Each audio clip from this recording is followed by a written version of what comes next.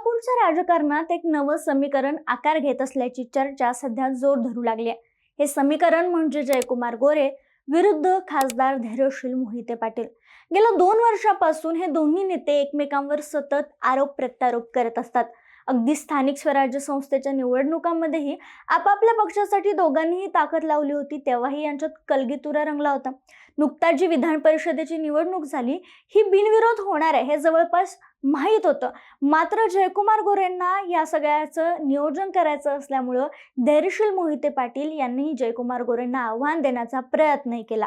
आणि आता यानंतर धैर्यशील मोहिते पाटील यांच्या एका कथित ऑडिओ क्लिपचं प्रकरण चर्चेत आलंय आणि त्यावरूनच पालकमंत्री असल्याच्या कारणाने जयकुमार गोरेंनी थेट धैर्यशील मोहिते पाटलांना इशारा दिलाय। आता या सलग घडामोडीमुळे सोलापूरच्या राजकारणात मोहिते पाटील विरुद्ध जयकुमार गोरे यांचा वाद वाढताना दिसतोय। हा राजकीय संघर्ष सुरू होणार की अजून रंगणार हे पाहणं महत्त्वाचं आहे। मग सध्या काय घडलंय, याआधी कधी कधी वाद झालेत, या संघर्षामागची राजकीय गणितं काय हेच या व्हिडिओच्या माध्यमातून समजून घेऊयात। नमस्कार, मी संजना कट मध्ये आपलं स्वागत। नुकताच विधान परिषदेच्या निवडणुका पार पडल्या, ज्या स्थानिक मधून आमदार निवडून जाणार होते।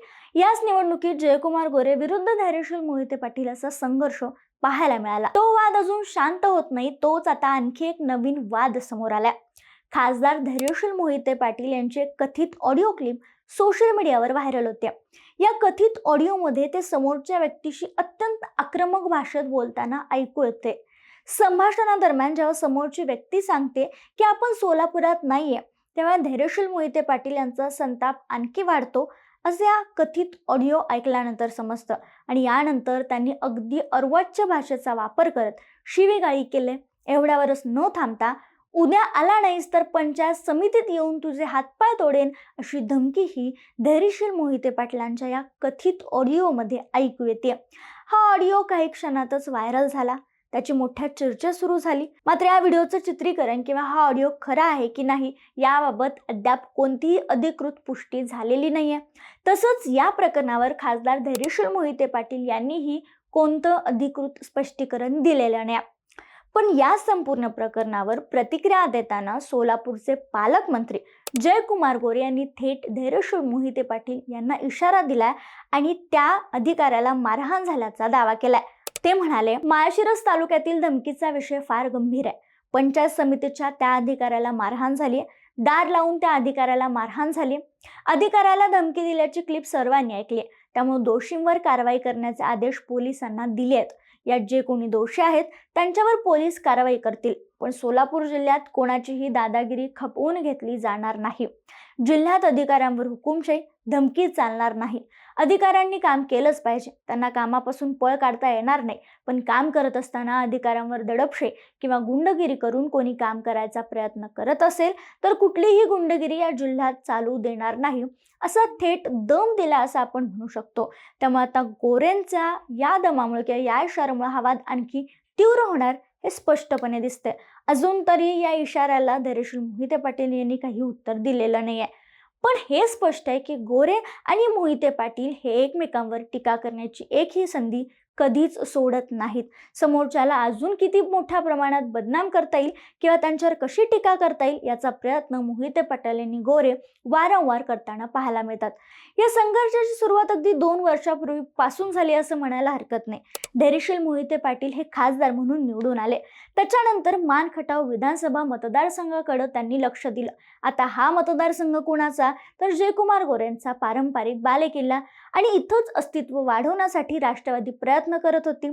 या घडामोडीमध्ये खासदार मोहिते पाटील हे सक्रियपणे सहभाग घेत होते हे जयकुमार गोरे यांना समजलं आणि याबद्दलच त्यांना विचारलं असता की धैर्यशील मोहिते पाटील तुमच्या मतदारसंघात ऍक्टिव्ह झालेत असा संवाद किंवा असा प्रश्न जेव्हा पत्रकारांनी विचारला तेव्हा ऍक्टिव्ह होण्यासाठी आधी फिट असणं गरजेचं असतं अशी मिश्किल टिप्पणी जयकुमार गोरेंनी केली। तेव्हापासूनच गोरे विरुद्ध धैर्यशील मोहिते पाटील असा शाब्दिक संघर्ष सातत्याने सुरू असल्याचं दिसून येते।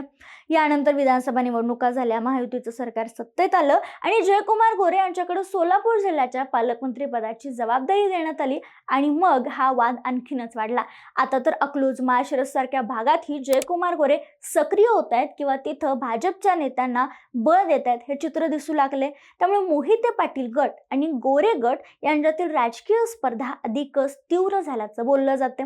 नुकताच झालेल्या विधान परिषदेच्या निवडणुकीत हा संघर्ष पुन्हा दिसून आला.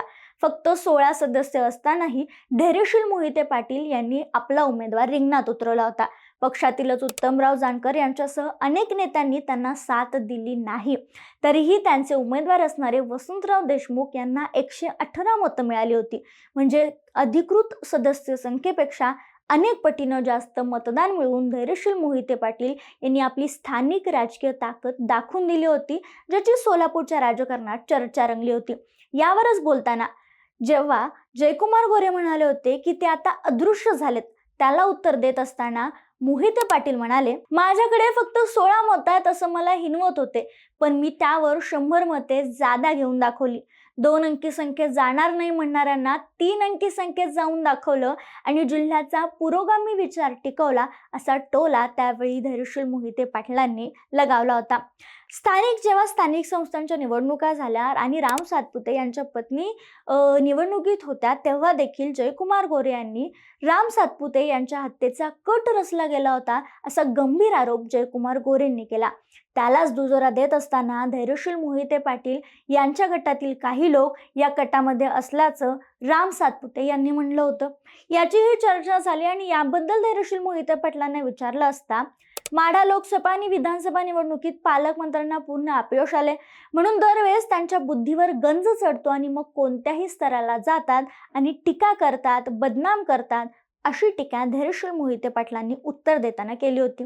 शिवाय स्थानिकच्या निवडणुकीत जेव्हा अनेक ठिकाणी राष्ट्रवादी एकत्र लढली होती, तेव्हा बोलत असताना लाडकी बहीण योजनेवरून शरद पवार गटाचे खासदार आणि पालकमंत्री जयकुमार गोरे यांच्यात परत जुगलबंदी झाली. शरद पवार गटाचे खासदार धैर्यशील मोहिते पाटील यांनी आपल्या जाहीर भाषणात लाडक्या बहिणींना आवाहन करत राष्ट्रवादीच्या सर्व उमेदवारांना विजयी करा आणि अजितदादांना श्रद्धांजली व्हा असं आवाहन केलं.